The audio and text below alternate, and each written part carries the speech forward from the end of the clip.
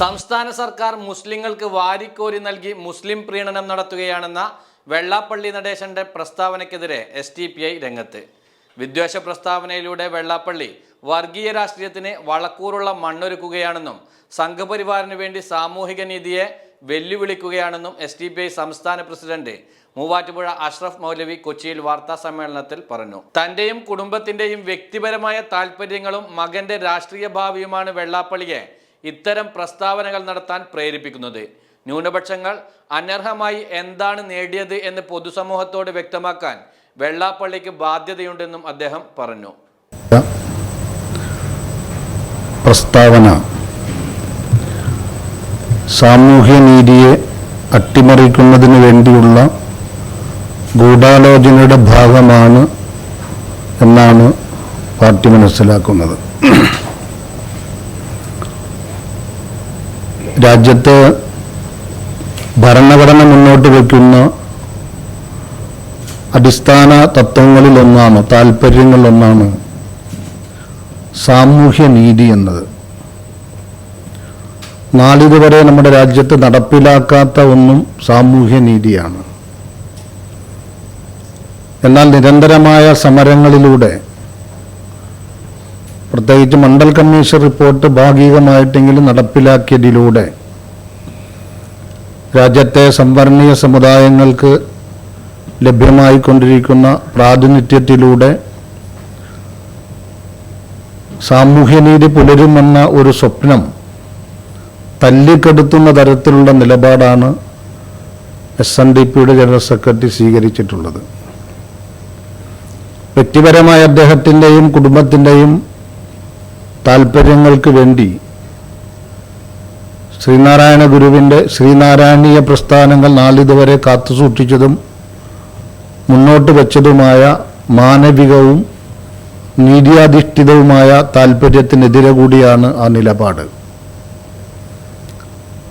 വർഗീയമായ ഒരു പരാമർശം എന്നതിനപ്പുറത്ത് കുറേ കാലങ്ങളായി സംഘപരിവാറിൻ്റെ രാഷ്ട്രീയ താല്പര്യത്തോടൊപ്പം നിൽക്കുകയും അതോടൊപ്പം സംസ്ഥാനത്ത് മാറി മാറി വരുന്ന ഭരണകൂടത്തിൽ നിന്നും അവിഹിതമായി പലതും നേടിയെടുക്കുകയും ചെയ്യുക എന്ന ഒരു അജണ്ടയാണ് വെള്ളാപ്പള്ളി സ്വീകരിച്ചു പോരുന്നത്. എന്നാൽ ഈ കഴിഞ്ഞ പാർലമെന്റ് തെരഞ്ഞെടുപ്പിലുണ്ടായ BJPയുടെ ഒരിടത്തെ വിജയവും ചിലയിടത്തെ മുന്നേറ്റങ്ങളും തങ്ങളുടെ വോട്ട് ബാങ്ക് കൊണ്ടാണ് എന്ന് സ്ഥിരീകരിക്കുന്ന തരത്തിൽ നിലപാട് സ്വീകരിക്കുകയും മറുഭാഗത്ത് സംഘപരിവാറിന്റെ രാഷ്ട്രീയ താല്പര്യത്തിന് സൗകര്യമൊരുക്കുന്ന തരത്തിൽ മുസ്ലിം വിരുദ്ധത ആയുധമായി ഉപയോഗിക്കുകയും ചെയ്തുവെന്നതാണ്. അദ്ദേഹം ഉന്നയിച്ച സത്യസന്ധമല്ലാത്ത കുറേ കാര്യങ്ങളുണ്ട്. അതിൽ ഒറ്റ പ്രയോഗത്തിൽ അദ്ദേഹം പറഞ്ഞത്, ന്യൂനപക്ഷ സമുദായം, ആദ്യം പറഞ്ഞു മുസ്ലിം സമുദായം അവിഹിതമായി പലതും കൈയടക്കി വയ്ക്കുന്നു, ഇടതുപക്ഷ ഗവൺമെൻറ് വഴിവിട്ട് പലതും മുസ്ലിം ന്യൂനപക്ഷത്തിന് ചെയ്തു കൊടുക്കുന്നു എന്നാണ്. രണ്ടാമത് പറഞ്ഞത് മലബാർ മുസ്ലിം സമുദായവും മധ്യ കേരളം ക്രിസ്ത്യൻ സമുദായവും കൈയടക്കി വെച്ചിരിക്കുന്നു എന്നാണ്. ഒന്ന്, അത്തരമൊരു ഉത്തരവാദിത്വത്തിൽ നിന്നുകൊണ്ട് നടത്തേണ്ട ഒരു പ്രസ്താവനയല്ല അദ്ദേഹം നടത്തിയത്. മറ്റൊന്ന്, സത്യവിരുദ്ധമായ ഒരു പ്രസ്താവനയാണ് നടത്തിയിട്ടുള്ളത്. കേരളത്തിൽ നമുക്കറിയാം, ഇപ്പോൾ നിലവിൽ കേരളത്തിൻ്റെ മന്ത്രിസഭ, അതിൻ്റെ ഒരു കണക്ക് നമുക്ക് ലഭ്യമാണ്, പരിശോധിക്കാവുന്നതാണ്. 10 മന്ത്രിമാർ നായർ സമുദായത്തിൽ നിന്നാണ്. 20 അംഗ മന്ത്രിസഭയിൽ മുസ്ലിം സമുദായത്തിൽ 2 പേരാണുള്ളത്. കേരളത്തിനൊരു ജനസംഖ്യാനുപാതികമായി അല്ലെങ്കിൽ നീതിപൂർവമുള്ള ഒരു മന്ത്രിസഭയെങ്കിൽ ഉണ്ടാകേണ്ട കണക്ക് നിങ്ങൾക്ക് ധാരണയുണ്ട്. അദ്ദേഹത്തെ പ്രകോപിപ്പിച്ചായി പറഞ്ഞ ചില സംഗതികൾ, രാജ്യസഭയിലേക്ക് ഈ നടക്കാൻ പോകുന്ന തെരഞ്ഞെടുപ്പിൽ മുസ്ലിം പ്രാതിനിധ്യം ഏറി എന്നതാണ്. നിലവിലെ ദേശീയ രാഷ്ട്രീയ സാഹചര്യം നമുക്കെല്ലാം ധാരണയുള്ളതാണ്. തീർത്തും ന്യൂനപക്ഷ വിരുദ്ധമായ, അല്ലെങ്കിൽ ഈ രാജ്യത്തിൻ്റെ ഭൂരിപക്ഷ സാധാരണ കീഴാള ജനവിഭാഗത്തിൻ്റെ സർവ്വ അവകാശങ്ങൾക്കുമെതിരായ ഒരു ഗവൺമെൻറ്റാണ് ഈ 11ാം വർഷവും രാജ്യം ഭരിക്കുന്നത്. ഒരു കൂട്ടുകക്ഷി മന്ത്രിസഭ എന്ന മാറ്റമാണുള്ളത്. പ്രത്യേകിച്ച് മുസ്ലിം ക്രിസ്ത്യൻ വംശഹത്യയിൽ വിശ്വസിക്കുന്ന ഒരു ഗവൺമെൻറ് കൂടിയാണ്. അത്തരമൊരു ഐഡിയോളജിയാണ് അവർക്കുള്ളത്. ഇപ്പോൾ NDA മുന്നണിയിൽ മുസ്ലിം സമുദായത്തിൽ നിന്നോ ക്രിസ്ത്യൻ സമുദായത്തിൽ നിന്നോ അതോടൊപ്പം സിഖ് സമുദായത്തിൽ നിന്നോ ഒരു MP പോലും ഇല്ല എന്നതാണ് കൃത്യമായ കണക്ക്. പ്രബല ന്യൂനപക്ഷങ്ങൾ എന്ന് പറയാവുന്ന മുസ്ലിം സമുദായത്തിൽ നിന്നോ ക്രൈസ്തവ സമുദായത്തിൽ നിന്നോ സിഖ് സമുദായത്തിൽ നിന്നോ ഒരു MP പോലും NDA മുന്നണിക്കില്ല. മന്ത്രിസഭയിലെ പ്രാതിനിധ്യം നമുക്കറിയാം. ഒരു ക്രിസ്ത്യൻ പ്രാതിനിധ്യം കേരളത്തിൽ നിന്നും ഒരു പ്രത്യേക രാഷ്ട്രീയ സാഹചര്യത്തിൽ ഒരു സഹമന്ത്രിസ്ഥാൻ ലഭ്യമായി എന്നതിനപ്പുറത്ത് ക്രിസ്ത്യൻ പ്രാതിനിധ്യമില്ല, മുസ്ലിം പ്രാതിനിധ്യമില്ല. ഇന്ത്യൻ ജനസംഖ്യയുടെ 20 കോടിയിലധികം വരുന്ന ഒരു സമുദായത്തിന് ജനാധിപത്യ രാജ്യത്ത് പ്രാതിനിധ്യ ജനാധിപത്യത്തെ പ്രോത്സാഹിപ്പിക്കുന്ന അത് ലക്ഷ്യമായി കാണുന്ന ഭരണഘടനയുള്ള രാജ്യത്ത് അതിൻ്റെ ഒരു സ്ഥിതിയാണ്. അത് ആ ഗവൺമെൻറ്റിൻ്റെ ആ മുന്നണിയുടെ താല്പര്യമായിട്ടാണ് നമ്മൾ കാണുന്നത്. പ്രത്യേകിച്ച് RSSന്റെ അജണ്ടയ്ക്ക് വിധേയമായ BJPയുടെ താല്പര്യമാണത്. അത്തരമൊരു പ്രാതിനിധ്യമില്ല. പാർലമെന്റിന്റെ പൊതുസ്ഥിതി പരിശോധിച്ചാൽ നമുക്ക് ഈ പ്രാവശ്യം 2024 24 ലോകസഭാ അംഗങ്ങളാണുള്ളത്. എത്ര ശതമാനമാണ്? ആനുപാതികമായി നോക്കിയാൽ 80 പേരെങ്കിലും ഉണ്ടാകേണ്ടതാണ് പാർലമെന്റിൽ. നമ്മുടെ ഒരു പ്രാതിനിധ്യ ജനാധിപത്യം അനുസരിച്ച് 80 പേർക്ക് പ്രാതിനിധ്യം ഉണ്ടാകേണ്ട ലോകസഭയിൽ 24 പേരാണുള്ളത്. 2019 26 പേരുണ്ടായി, 2 പേര് കുറഞ്ഞിട്ടുണ്ട്. ഇതാണ് പാർലമെന്റിൻ്റെ. രാജ്യസഭയിലെ സ്ഥിതി ആനുപാതികം വെച്ചാൽ 37 പേരെങ്കിലും ഉണ്ടാകേണ്ടതാണ്. നിലവിൽ 13 പേരാണ് ഉള്ളത്. കേരളത്തിൽ നമുക്ക് പരിശോധിക്കാം. കേരളത്തിൽ ഇപ്പോൾ ഇടതുപക്ഷ ഗവൺമെന്റ് എന്ന് പറഞ്ഞാൽ ഇടതുപക്ഷ ഗവൺമെന്റിന്റെ കാലത്ത് അവിഹിതമായി എന്തൊക്കെയോ നേടിയെന്ന അല്ലെങ്കിൽ വെട്ടിപ്പിടിക്കുന്നതെന്ന ഒരു പ്രചരണമാണ് നടന്നുകൊണ്ടിരിക്കുന്നത്. മറുഭാഗത്ത് UDF ഗവൺമെന്റിന്റെ കാലത്ത് മുസ്ലിം ലീഗിന്റെ പ്രാതിനിധ്യം വെച്ചുകൊണ്ടും ഇത്തരം ചില പ്രചരണങ്ങൾ നടക്കാറുണ്ട്. വെള്ളാപ്പള്ളി പറയുന്നതിന് അർത്ഥശൂന്യം നമുക്ക് ബോധ്യമുണ്ട്. നൗഷാദ് എന്ന് പറയുന്ന ഒരു ചെറുപ്പക്കാരൻ തൻ്റെ സമുദായത്തിൽപ്പെടാത്ത 2 പേര് ഓടയിൽ വീണ് മരിച്ചപ്പോൾ രക്ഷപ്പെടുത്താൻ വേണ്ടി ശ്രമിച്ചതിന് സർക്കാർ ഒരു ചെറിയ നഷ്ടപരിഹാരം കൊടുത്തപ്പോൾ അതുപോലും ശരിയല്ല എന്ന് പറഞ്ഞ ഒരു വർഗീയ മനസ്സുള്ള ആളാണ്. അത് അദ്ദേഹത്തിന് മാത്രമാണോ എന്നറിയില്ല. അദ്ദേഹത്തിന്റെ കുടുംബം പൊതുവെ പ്രീതി നടേശൻ കഴിഞ്ഞ ദിവസം RSSന്റെ പരിപാടിയിൽ പങ്കെടുത്തിട്ടുണ്ട്. അതൊക്കെ അവരുടെ വ്യക്തിപരമായ താല്പര്യങ്ങളാണ്. പക്ഷേ ഞാൻ പറയുന്നത് കേരളത്തിൽ എന്താണ് അവിഹിതമായി നേടുന്നതാണ് മന്ത്രിസഭയുടെ പ്രാതിനിധ്യം. ഇതുവരെ പാർലമെന്റിലേക്ക് CPM എത്ര മുസ്ലിങ്ങളെ അയച്ചിട്ടുണ്ട്? നമുക്കിതെല്ലാം കേരളത്തിൽ ഈ ജാതിയും മതവും കണക്ക് തിരിച്ച് പറയും, നമുക്ക് വേവലാതിയുണ്ട്. പക്ഷേ ഒരു തലമുറയെ ഒരു സമൂഹത്തെ തെറ്റിദ്ധരിപ്പിച്ചുകൊണ്ട് വർഗീയ രാഷ്ട്രീയത്തിന് വളക്കൂറ് സൃഷ്ടിക്കുന്ന അപകടത്തെ ചെറുക്കാൻ അതിനൊരു ബോധവൽക്കരണം നടത്താൻ ഇത്തരം കണക്കുകൾ പറയില്ല, നിർവാഹമില്ല. അത്തരമൊരു പ്രതിസന്ധിയിലാണ്. പാർലമെന്റിലേക്ക് നമുക്കറിയാം ആകെ ഇമ്പിച്ചിവാവ പാർലമെന്റിലേക്ക് പോയിട്ടുണ്ട്. അതോടൊപ്പം തന്നെ TK ഹംസ പോയിട്ടുണ്ട്. പിന്നെ ഒരു A ആരിഫും പോയിട്ടുണ്ട്. ഈ ഐക്യകേരളം രൂപപ്പെട്ടതിന് ശേഷം മാർക്സിസ്റ്റ് പാർട്ടിയുടെ CPMൽ നിന്നും പാർലമെന്റിലേക്ക് പോയ 3 ആളുകളാണ്. ഈഴവ സമുദായത്തിൻ്റെ പരിശോധിച്ച് നോക്കണ്ടേ? അദ്ദേഹം ഹിന്ദു സമൂഹം എന്ന് പറഞ്ഞുവെങ്കിൽ ഇവിടുത്തെ 80ഓളം വരുന്ന പിന്നാക്ക ഹിന്ദു സമൂഹമുണ്ട്. അവിടെ പ്രാതിനിധ്യത്തെക്കുറിച്ച് വെള്ളാപ്പള്ളി ഒന്നും പറയുന്നില്ല. ഇപ്പൊ തന്നെ ദേവസ്വം ബോർഡിന്റെ നിയമനത്തിൽ ഹിന്ദു പ്രാതിനിധ്യത്തിൽ ഈഴവ സമുദായത്തിന്റെ പ്രാതിനിധ്യം എത്രയാണ്? അവിടെ അവർക്ക് സാമൂഹ്യ നീതി കിട്ടിയിട്ടില്ല. ദേവസ്വം ബോർഡിന്റെ കീഴിലുള്ള സ്ഥാപനങ്ങളിൽ പട്ടികജാതി പട്ടികവർഗ ഉൾപ്പെടെയുള്ള സംവരണമുണ്ട്. പക്ഷേ പ്രാതിനിധ്യം എത്രയാണ് എന്ന് കണക്ക് പരിശോധിക്കേണ്ടതാണ്. അപ്പൊ ഈ ദേവസ്വം ബോർഡിന്റെ കീഴിലുള്ള സ്ഥാപനത്തിൽ ഈഴവ സമുദായത്തിനും പ്രാതിനിധ്യം കിട്ടിയിട്ടില്ല. 8000-ലധികം നിയമനങ്ങളുണ്ട്. നായർ സമുദായമാണ് കൈയടക്കി വെച്ചിരിക്കുന്നത്. അപ്പൊ തൻ്റെ എന്ന് പറഞ്ഞാൽ ശ്രീനാരായണീയ സമുദായത്തിന്റെ സാമൂഹ്യ നീതിക്ക് പോലും എതിരായ സമീപനമാണ് സത്യത്തിൽ തൻ്റെ സ്വാർത്ഥ ലാഭത്തിന് വേണ്ടി വെള്ളാപ്പള്ളി സ്വീകരിച്ചു പോരുന്നത്. ഞാൻ പറഞ്ഞത് ഈ കോൺഗ്രസ് എത്ര മുസ്ലിങ്ങളെ പാർലമെന്റിലേക്ക് അയച്ചിട്ടുണ്ട് ഇതുവരെയുള്ള ചരിത്രത്തിൽ? നമുക്കറിയാം, ഒന്ന് A.A. റഹീമാണ്, കൊല്ലത്ത് മുൻ കേന്ദ്രമന്ത്രി A.A. റഹീം. മറ്റൊന്ന് തലേക്കുന്നൽ ബഷീർ. പിന്നെ ഒരാളുള്ളത് MI ഷാനവാസ്, പിന്നെ ഇപ്പോൾ ഒരു ഷാഫി. ഈ ഐക്യ കേരളത്തിൽ ഇന്ത്യൻ നാഷണൽ കോൺഗ്രസ് ആകെ മുസ്ലിങ്ങളെ പാർലമെന്റിലേക്ക് വിട്ടിരിക്കുന്നത് ഈ 4 ആളുകളെയാണ്. അതിലവരുടെ കോൺഗ്രസിലെ സ്ഥാനമാനങ്ങൾ നമുക്കറിയാമോ. എ റഹീമിന്റെ എത്രത്തോളം മുതിർന്ന നേതാവായിരുന്നു നമുക്ക് ബോധ്യമുണ്ട്. മറ്റൊന്ന് തലേക്കുന്നൽ ബഷീറാണ്, മറ്റൊന്ന് MI ഷാനവാസാണ്, മറ്റൊന്ന് ഇപ്പം ഷാഫിയാണ്. ഇതല്ലാതെ മറ്റൊരു 5ാമത് രംഗത്തെ നാളിതുവരെ കോൺഗ്രസിന്റെ ചരിത്രത്തിൽ കേരളത്തിൽ നിന്നും പാർലമെന്റിലേക്ക് അയച്ചിട്ടില്ല.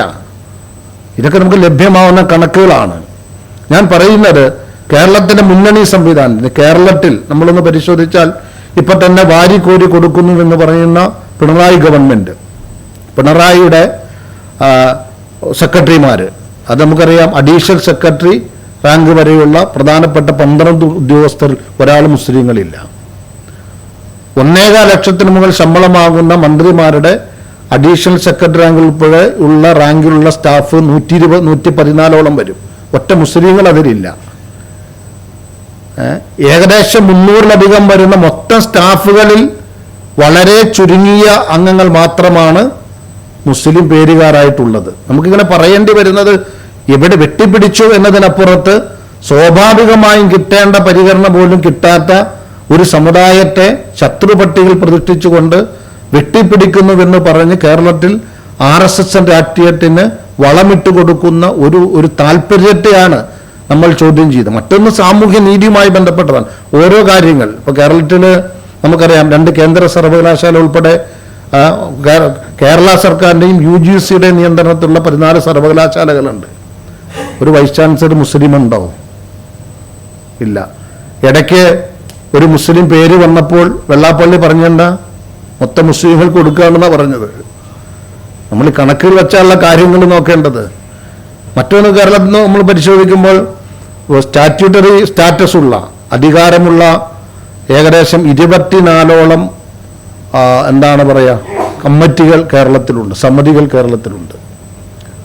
അതിൻ്റെ ചെയർമാൻമാർ അത് പരിശോധിച്ചാൽ ഒരാൾ പോലും മുസ്ലിങ്ങളില്ല. മൊത്തം അതിൻ്റെ അംഗങ്ങൾ പരിശോധിച്ചാൽ, അതിൻ്റെ ചെയർമാൻ അംഗങ്ങൾ ഉൾപ്പെടെയുള്ളവരെ പരിശോധിച്ചാൽ ഏകദേശം 4 പേരോളമാണ് മുസ്ലിം പേരുകാരായിട്ടുള്ളത്. ഇതൊക്കെ കണക്കുകളാണല്ലോ. ഓരോന്നും നമ്മളിങ്ങനെ ഓരോന്നും പരിശോധിച്ചാൽ ഇവിടുത്തെ ഞാനിപ്പോൾ എൻ്റെ വിശദമായ നിലയ്ക്ക് ഏത് നമ്മുടെ കയ്യിൽ അവതരിപ്പിക്കാനുണ്ട്. ഏത് മേഖലയിലും നമുക്കറിയാം, ജസ്റ്റിസ് നരേന്ദ്ര കമ്മീഷൻ്റെ റിപ്പോർട്ട് വളരെ വ്യക്തമാണ്. ഇന്ത്യൻ യൂണിയൻ മുസ്ലിം ലീഗിന് വലിയ പ്രാതിനിധ്യമുള്ള ഗവൺമെൻറ് എന്ന് പറയുന്ന ഗവൺമെൻറ് AKANയുടെ ഗവൺമെൻറ്റിൻ്റെ സമയത്താണ് ഇവിടെ സർക്കാരിൽ പ്രാതിനിധ്യത്തിൻ്റെ കണക്ക് ചോദിച്ചു, ജാതി തിരിച്ചുള്ള കണക്ക് ചോദിച്ചു. കൊടുക്കാൻ കഴിയില്ല എന്ന് ആദ്യം പറഞ്ഞു. പിന്നീട് ജസ്റ്റിസ് നരേന്ദ്രൻ തന്നെ രേഖപ്പെടുത്തുകയാണ്, വളരെ പ്രയാസപ്പെട്ട് കിട്ടിയതെന്താണ്, വളരെ കുറഞ്ഞ റാങ്കിലുള്ള ഉദ്യോഗസ്ഥരെ മാത്രം പട്ടിക കിട്ടിയത്. അത് ലഭ്യമാകുമ്പോൾ മുസ്ലിം സമുദായം, ഈഴവ സമുദായം ഉൾപ്പെടെയുള്ള സംവരണീയ സമുദായങ്ങൾക്ക് 11,500ഓളം ഉദ്യോഗം സംവരണ കോട്ട നേടാൻ കഴിഞ്ഞിട്ടില്ല എന്ന്. മറുഭാഗത്താര കൈയടക്കി വെച്ചിരിക്കുന്നത് ഇവിടുത്തെ വരേണ്യ ജാതികളാണ്. ഈഴവ സമുദായത്തിന് പോലും കോട്ട നികത്താൻ കഴിഞ്ഞിട്ടില്ല. ഇതാണ് ഈ കേരളത്തിന്റെ ഒരു സർക്കാർ നിയമനങ്ങളുടെ സാമൂഹിക യാഥാർത്ഥ്യം. ഇന്നും ജാതി തിരിച്ചുള്ള കണക്ക് നൽകാൻ തയ്യാറല്ല. അത് നൽകിയാൽ വർഗീയമായ ചേരിതിരിവുണ്ടാകുമെന്നാണ് പറഞ്ഞത്. കാരണം യാഥാർത്ഥ്യ സമൂഹം അറിയുമെന്നതാണ്. ഇതാരാണ് കൈയടക്കി വെച്ചിരിക്കുന്നതെന്ന്. ഇത് മറ്റൊന്ന് നോക്കി, ഇവിടെ ഞാൻ നേരത്തെ 80ഓളം പിന്നോക്ക ഹിന്ദു സംഘടനകളുണ്ട്, ധീവര സമുദായം ഉൾപ്പെടെ. ആകെ 3% സംവരണമുള്ളത്. അവരുടെ ഒരു സാമൂഹ്യ സ്ഥിതി ഒന്ന് പരിശോധിച്ച് നോക്കി. ഈ പറയപ്പെട്ട ഇവിടെ ഹിന്ദു വികാരം പറയുന്ന ഇപ്പോൾ വെള്ളാപ്പള്ളി ഉൾപ്പെടെ ഉള്ളവർക്ക് സ്വാധീനമുള്ള സംവിധാനത്തിൽ എന്ത് പ്രാതിനിധ്യമാണുള്ളത്? ആരാണ് ഇതെല്ലാം കൈയടക്കി വെച്ചിരിക്കുന്നത്?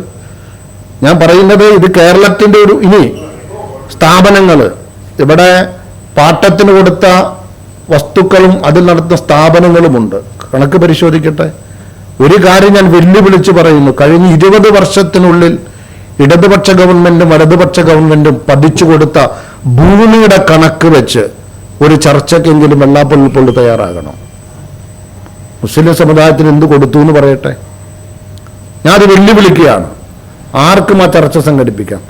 എഴുതി കൊടുത്ത ഭൂമിയുടെ കണക്ക് ഞങ്ങൾ അവതരിപ്പിക്കാം. കണക്ക് സർക്കാർ രേഖകളിലുണ്ട്. കണ്ണായ ഭൂമി.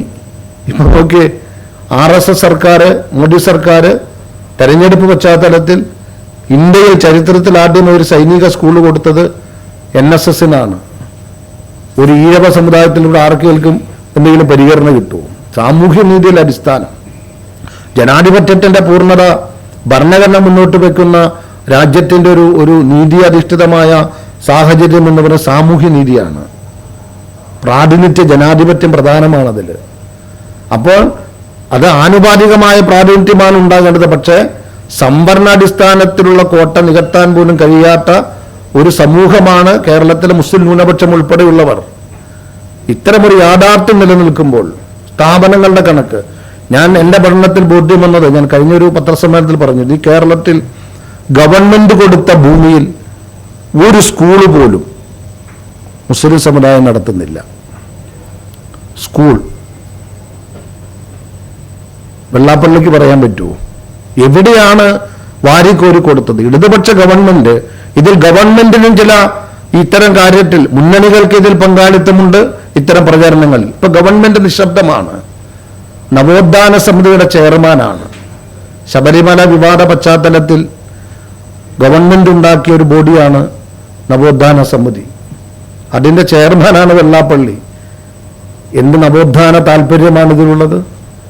അസത്യങ്ങൾ വിളിച്ചു പറഞ്ഞ് വർഗീയതയ്ക്ക് ആക്കം കൂട്ടി സമൂഹത്തിൽ തെറ്റിദ്ധാരണ സൃഷ്ടിച്ച് ഒരു രാഷ്ട്രീയ പ്രസ്ഥാനത്ത് വളരെ അവസരം ഒരുക്കി കൊടുക്കുന്നതിലൂടെ എന്ത് നവോത്ഥാനമാണ് അദ്ദേഹം കാണുന്നത്?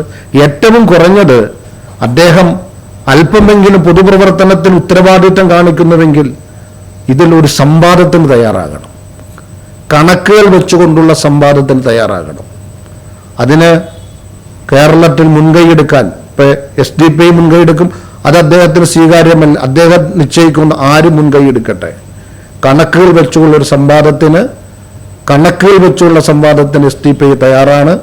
ഇതൊരു വെല്ലുവിളിയായിട്ട് തന്നെ അദ്ദേഹത്തോടോ അദ്ദേഹം പറഞ്ഞ ആശയം പ്രചരിപ്പിക്കുന്നത് ഞങ്ങൾ പറയുകയാണ്. ഇത് കേരളത്തിൽ അപകടകരമായി സ്ഥിതിവിശേഷം സൃഷ്ടിക്കും. ആരെങ്കിലും കച്ചവടം ചെയ്ത് കാശുണ്ടാക്കിയിട്ടുണ്ട് എന്ന് വിചാരിച്ച് അതൊക്കെ അവരുടെ വ്യക്തിഗത സംഗതിയാണ്. ഈഴവ സമുദായത്തിൽ SNDP നേതാവ് വെള്ളാപ്പള്ളി നടേശൻ പണമുണ്ടാക്കിയതുപോലെ മറ്റു പലരും ഉണ്ടാക്കിയിട്ടുണ്ടോ? എങ്ങനെയാണ് കാണുക? അദ്ദേഹത്തിന്റെ കച്ചവട മികവാണ്. അതിനപ്പുറത്ത് എന്താണ് അതിൽ കാണുക? അങ്ങനെ ആരെങ്കിലും ഏതെങ്കിലും സമുദായത്തിൽ വളർന്നിട്ടുണ്ടെങ്കിൽ, ആരെങ്കിലും സ്ഥാപനങ്ങൾ നടത്തുന്നുവെങ്കിൽ അത് സർക്കാർ വാരിക്കോരി കൊടുത്തു എന്നാണ് അതിനെക്കുറിച്ച് പറയേണ്ടത്. അപ്പൊ അതുകൊണ്ട് ഈ കാര്യത്തിൽ ഇനിയും ഒരുപാട് കണക്കുകൾ ഇവിടെ പറയാനുണ്ട്. വളരെ കൃത്യമായി പറയാം. പൊതുമേഖലാ സ്ഥാപനങ്ങൾ നിങ്ങൾക്ക് പരിശോധിക്കാവുന്നതാണല്ലോ. കേരളത്തിൽ 130ഓളം പൊതുമേഖലാ സ്ഥാപനങ്ങളുണ്ട്. 130ഓളം പൊതുമേഖലാ സ്ഥാപനം, അതിന്റെ ചെയർമാന്മാരും MDമാരും ഉണ്ട്. അതിന്റെ കണക്ക് പരിശോധിച്ചാൽ അതിന്റെ നമുക്കറിയാലോ 130 അതിന്റെ ചെയർമാനും MDയും എന്ന കണക്ക് ഏകദേശം എത്ര എണ്ണം വരും? അതിൽ 10ൽ താഴെ ആളുകളാണ് മുസ്ലിം സമുദായത്തിൽ നിന്നുള്ളത്. അത് ഗവൺമെന്റ് നിശ്ചയിക്കുന്നതല്ലേ. അപ്പൊ അതുകൊണ്ട് എവിടെയാണ് എന്ന് പറയാൻ കൃത്യമായി പറഞ്ഞിരുന്ന ബാധ്യത ഉണ്ടെങ്കിൽ ഒന്ന് ഞാൻ ആവർത്തിച്ച് ഞങ്ങൾ പറയുന്നു, പാർട്ടിയെ സംബന്ധിച്ച് ഞങ്ങൾ വിലയിരുത്തുന്നു, ഇത് അദ്ദേഹം സ്വാർത്ഥ താല്പര്യത്തിന് വേണ്ടി സാമൂഹ്യ നീതി അന്തകനാകുകയാണ്.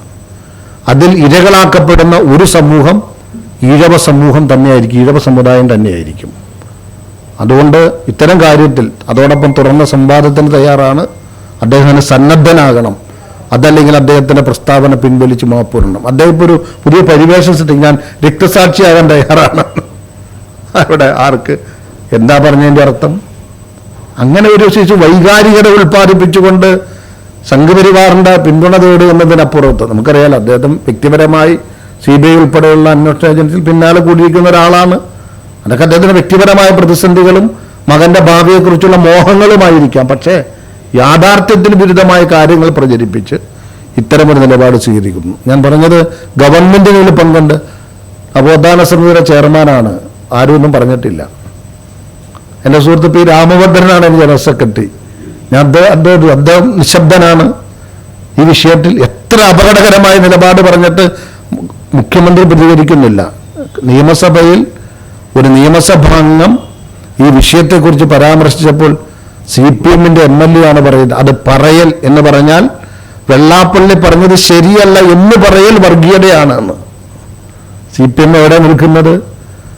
RSSന്റെ ആ രാഷ്ട്രീയ അജണ്ടയ്ക്ക് ആക്കം കൂട്ടുന്ന അവസരങ്ങൾ സൃഷ്ടിച്ചത് കേരളത്തിന്റെ ഇടതുപക്ഷ ഗവൺമെന്റാണ്, അവർക്ക് മുഖ്യ പങ്കുണ്ട് എന്ന് മുമ്പൊരിക്കലും വാർത്താസമ്മേളനം ഞാനിവിടെ പറഞ്ഞിരുന്നു.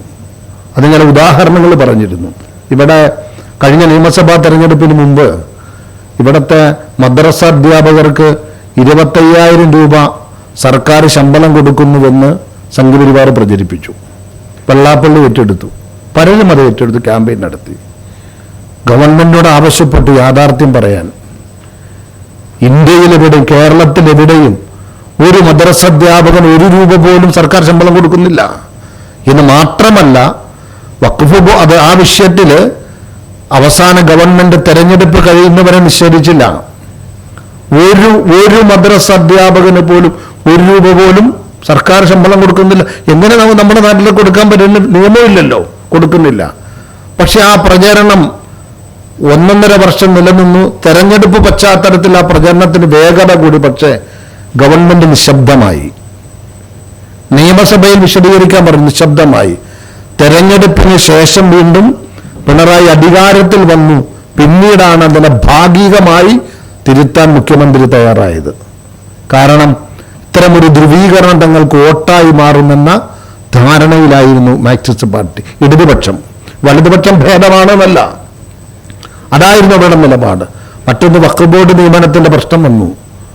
എന്തായിരുന്നു ക്യാമ്പയിൻ? ഞാൻ 100-ൽ താഴെയുള്ള വഖഫ് ബോർഡ് നിയമനം PSCക്ക് വിട്ടു ഇടതുപക്ഷ ഗവൺമെന്റ്. 8,500-ഓളം ഉദ്യോഗമുള്ള ഉദ്യോഗസ്ഥരെ നിയമിക്കേണ്ട ദേവസ്വം ബോർഡിന്റെ വിട്ടില്ല. ഈ 100 പേർക്ക് ശമ്പളം കൊടുക്കുന്ന എവിടെന്ന? ഈ വഖഫ് ബോർഡിൽ രജിസ്റ്റർ ചെയ്ത പള്ളികളുടെ വരുമാന വിഹിതം കൊടുക്കും, അതിൽ നിന്നാണ് ശമ്പളം കൊടുക്കുന്നത്. അതിന്റെ ഫണ്ട് പോലും ഗവൺമെന്റ് വകമാറ്റിയേക്കുവാണ്, വഖഫ് ബോർഡിന്റെ വകമാറ്റിയേക്കുവാണ്. അപ്പൊ ഇങ്ങനെ പള്ളികളിൽ നിന്ന് വഖഫ് സ്വത്തിൽ നിന്നും കിട്ടുന്ന വരുമാന വിഹിതത്തിൽ നിന്നും ശമ്പളം കൊടുക്കുന്ന ഉദ്യോഗസ്ഥരെ നിശ്ചയിക്കുന്ന ആ നിയമനം PSCക്ക് വിട്ടു. പിന്നീട് എന്നിട്ട് എന്ത് ചെയ്തു? അത് തിരുത്തി. ദേശീയ മാധ്യമങ്ങൾ, പ്രത്യേകിച്ച് സംഘപരിവാറിന്റെ താല്പര്യമുള്ള മാധ്യമങ്ങൾ കേരളത്തിൽ ഉൾപ്പെടെ റിവ്യൂ ചെയ്തു, ചർച്ച നടത്തി, എഴുതി. എന്താ എഴുതിയത്? സർക്കാർ തീരുമാനം, സർക്കാർ നിയമനങ്ങൾ പോലും മുസ്ലിം സമ്മർദ്ദം കൊണ്ട് സർക്കാരിന് പിന്തിരിയേണ്ടി വന്നു, PSCക്ക് വിട്ടത് പിൻവലിക്കേണ്ടി വന്നു എന്ന്. നമുക്കിത് ചെറുതായിട്ട് തോന്നണ്ട, കാരണം വലിയ ക്യാമ്പയിൻ നടന്നു. ശ്രീരാം വെങ്കിട്ടരാമൻ, മറ്റേ ഒരു പത്രപ്രവർത്തകനെ കാറിടിച്ചു കൊണ്ട് പ്രതി ചേർക്കപ്പെട്ടയാളാണ്. അദ്ദേഹത്തെ ആലപ്പുഴ ജില്ലാ കളക്ടറായിട്ട് നിശ്ചയിച്ചു. സ്വാഭാവികമായിട്ടും പ്രതിഷേധം വന്നു. അത് മാധ്യമരംഗത്തുള്ളവരുടെ വന്നു അല്ലേ, പത്രപ്രവർത്തക യൂണിയന്റെ പ്രസ്താവന വന്നു. അദ്ദേഹം പ്രദാനം ചെയ്ത പത്രത്തിന്റെയും അതിന്റെ മാനേജ്മെന്റിന്റെയും ഭാഗത്ത് വന്നു പൊതു പ്രതിഷേധം രൂപപ്പെട്ടു. അദ്ദേഹത്തെ മാറ്റി. എന്താണ് ചർച്ച? ഒരു സവർണനായ ഒരാൾക്ക് കേരളത്തിൽ കളക്ടറാകാൻ മുസ്ലിങ്ങൾ സമ്മതിക്കുന്നില്ല എന്ന്. ഇങ്ങനെ ഒരുപാട് ഉദാഹരണങ്ങൾ പറയാനുണ്ട്. മറ്റൊരു സംഗതി ആലോചിച്ചു. ഇവിടെ പൗരത്വ പ്രശ്നം വന്നു, NRC പ്രശ്നം വന്നു. എന്താണ് ഇടതുപക്ഷം ചെയ്തത്, വലതുപക്ഷം ചെയ്തത്? കേരളത്തിലെ മുന്നണികൾ ചെയ്തതെന്താണ്? പ്രത്യേകിച്ച് ഗവൺമെന്റ് ചെയ്തെന്താണ്? അതിനെതിരെ പ്രക്ഷോഭങ്ങൾക്ക് നേതൃത്വം കൊടുത്തു. അത് ജനാധിപത്യത്തിൽ ഉണ്ടാകണം. കാരണം ഇതൊരു മതപ്രശ്നമല്ല, ഭരണഘടനാ പ്രശ്നമാണ്. പൗരത്വ ഒരു മതവിഭാഗത്തിന്റെ പ്രശ്നമല്ല, അത് ഇവിടെ പൗരന്മാരുടെ പ്രശ്നമാണ്. അത് ഭരണഘടനാ വിരുദ്ധമായ ഒരു നിലപാട് സ്വീകരിക്കുമ്പോൾ അത് ഭരണഘടനയിൽ വിശ്വസിക്കുന്നവർ രംഗത്തിറങ്ങണം. അതങ്ങനെയാണ് ആ വിഷയത്തെ കാണേണ്ടത്. പക്ഷേ അതൊരു മുസ്ലിം പ്രശ്നമാക്കി മാറ്റി. എന്നിട്ടോ അതിന് മുസ്ലിം പണ്ഡിതന്മാരുടെ സാന്നിധ്യമുള്ള വേദികൾ ഒരുക്കി, മുസ്ലിം പ്രശ്നമാക്കി മാറ്റി. എന്നിട്ട് അസാധ്യമായ പല പ്രഖ്യാപനങ്ങളും നടത്തി. ഇത്തരം ചില പ്രഖ്യാപനങ്ങൾക്കപ്പുറത്ത് ഞാൻ ആവർത്തിച്ച് പറയാണ്, ഞങ്ങൾ മുന്നോട്ട് വെക്കുന്ന രാഷ്ട്രീയ താല്പര്യത്തോടൊപ്പം നിന്നുകൊണ്ട് എന്ന് പറയട്ടെ, ഈ കേരളത്തിൽ ഇത്തരം അപക്വമായ സമീപനം സ്വീകരിക്കുമ്പോൾ ഈ ഗവൺമെന്റ്, മാറി മാറി വന്ന ഗവൺമെന്റ് മുസ്ലിം സമുദായത്തിന് അർഹമായ പലതും നിഷേധിച്ചുകൊണ്ടിരിക്കുന്ന, അത് ബോധ്യമുള്ള കണക്കുകൾ വെച്ച് പറയാൻ പറ്റുന്ന ഒരു പശ്ചാത്തലത്തിലാണ് ഇത്തരം വിമർശനങ്ങൾ നടത്തുന്നത്. ഗവൺമെന്റ് വാരിക്കോരി കൊടുക്കുന്നു. പ്രായോഗിക തലത്തിൽ നിയമാനുസൃതം അർഹമായത് പോലും ഇപ്പൊ സംവരണം, മുസ്ലിം സംവരണത്തിൽ വീണ്ടും ചില പ്രശ്നങ്ങൾ ഗവൺമെന്റ് സൃഷ്ടിക്കാൻ ശ്രമിച്ചിരുന്നു. അങ്ങനെ ഒരുപാട് കാര്യങ്ങൾ, റൊട്ടേഷൻ കാര്യത്തിൽ പ്രശ്നങ്ങളുണ്ട്. ഇത്തരമൊരു പശ്ചാത്തലത്തിൽ അർഹമായത് നിഷേധിക്കുന്ന ഒരു ഗവൺമെന്റിന്റെ ബോധ്യമുള്ളപ്പോൾ ഗവൺമെന്റ് ഇത്തരം വോട്ട് ബാങ്ക് ലക്ഷ്യം വെച്ചുകൊണ്ടുള്ള ചില പുതുക്കൈകൾ കൊണ്ട് പൊതുസമൂഹത്തിന് തെറ്റിദ്ധാരണ ഉണ്ടാകുന്നുവെങ്കിൽ, ഞാൻ ആവർത്തിച്ച് പറയുന്നു, പൗരത്വ പ്രശ്നത്തിൽ ഗവൺമെന്റ് നിലപാട് സ്വാഗതാർഹമാണ്. പക്ഷേ അത് മുസ്ലിം പ്രശ്നമാക്കി മാറ്റിയിട്ട് മുസ്ലിങ്ങളെ മാത്രം വിളിച്ചു കൂട്ടുന്ന വേദിയിൽ ചർച്ച ചെയ്ത് ഞങ്ങൾ നിങ്ങളോടൊപ്പം ഉണ്ട് എന്ന് പറയുന്നതിന് പകരം കേരളം ഒരുമിച്ച് കാണേണ്ട വിഷയമാണ് എന്നതിൽ പൊതുസദസ്സുകളായിരുന്നു സംഘടിപ്പിക്കേണ്ടിയിരുന്നത്. ഇത്തരം ചില കാര്യങ്ങളിലൂടെയാണ് ഒരു തെറ്റിദ്ധാരണ ഉണ്ടായിട്ടുള്ളത്. ഇത് തിരുത്താൻ ഗവൺമെന്റ് ഉത്തരവാദിത്തമുണ്ട്. ഇന്നലെ ഇപ്പോൾ നിയമസഭയിൽ മുഖ്യമന്ത്രി ഒന്നും പറഞ്ഞിട്ടില്ല ഈ വിഷയത്തിൽ. വളരെ ഗുരുതരമാണ്. എതിർത്ത് പറഞ്ഞതിന് ഇതിനെ വിശദീകരിച്ചത് വർഗീയമാണെന്ന് CPM പറയാണ്. ഒറ്റ കാര്യം കൂടി ഇപ്പൊ നോക്കിയേ, +2 കുട്ടികൾക്ക് പഠിക്കാൻ മലബാറിൽ സൗകര്യക്കുറവെന്ന നിരന്തരം ചർച്ചയാണ്. വെള്ളാപ്പള്ളി പറഞ്ഞുകൊണ്ട് ചേർത്ത് പറയേണ്ടതും ആലോചിക്കേണ്ടതായ സംഗതിയുണ്ട്. അലോട്ട്മെന്റ്, മെറിറ്റിലേക്കുള്ള അലോട്ട്മെന്റ് കഴിയാൻ പോവാണ്. ഇനി കമ്മ്യൂണിറ്റി കോട്ടയിലും സ്പോർട്സ് കോട്ടയിലേക്കാണ് എന്തോ കുറച്ച് വേക്കൻസി ഉള്ളത്. അല്ലാതെ പിന്നെ മാനേജ്മെന്റിന്റെ കാശ് കൊടുത്ത് മേടിക്കുന്ന കുറച്ച് ഒഴിവുകളാണുള്ളത്. മലബാറിൽ, പാലക്കാട് മുതൽ കാസർഗോഡ് വരെ ഇനി മാനേജ്മെന്റ് കോട്ടയിൽ കാശ് കൊടുത്ത് കുട്ടികൾ പഠിക്കാൻ തീരുമാനിച്ചാലും അതിനുശേഷവും 50,600 വരുന്ന കുട്ടികൾക്ക് വീണ്ടും പഠിക്കാൻ മലപ്പുറത്ത് സീറ്റില്ല. പാലക്കാട് മുതൽ കാസർഗോഡുള്ള മലബാറിൽ സീറ്റില്ല. എന്താണ് വെട്ടിപ്പിടിച്ച് ആരെന്താണ് നേടിയത്? ഇന്നത്തെ കാലത്ത് പൊതുവെ വിദ്യാഭ്യാസപരമായി വളർന്നുകൊണ്ടിരിക്കുന്ന കേരള സംസ്ഥാനത്ത് 10ാം ക്ലാസ് കഴിഞ്ഞ കുട്ടികൾക്ക് പഠിക്കാൻ സൗകര്യമൊരുക്കി കൊടുത്തിട്ടില്ല എന്നത്, അത് അത്തരമൊരു യാഥാർത്ഥ്യം നിലനിൽക്കുമ്പോൾ എങ്ങനെയാണ് ഇങ്ങനെ പറയാൻ പറ്റുക? അപ്പൊ അതും ഇത്തരം കാര്യങ്ങളിൽ വളരെ ഞങ്ങൾ ആവർത്തിച്ച് പറഞ്ഞ ഈ വിഷയത്തിൽ ഒരു പൊതുസംവാദം കേരളത്തിൽ നടക്കണം. പൊതുചർച്ചയ്ക്ക് വെള്ളാപ്പള്ളി സന്നദ്ധനാകണം. ഇതിന് മറുപടി പറയണം. അല്ലെങ്കിൽ അദ്ദേഹം പ്രസ്താവന പിൻവലിച്ച് മാപ്പ് പറയണം. ഓക്കെ. വാർത്താ സമ്മേളനത്തിൽ സംസ്ഥാന ജനറൽ സെക്രട്ടറി റോയ് അറക്കൽ, എറണാകുളം ജില്ലാ general secretary Ajmal K. Mujeeb സംബന്ധിച്ചു.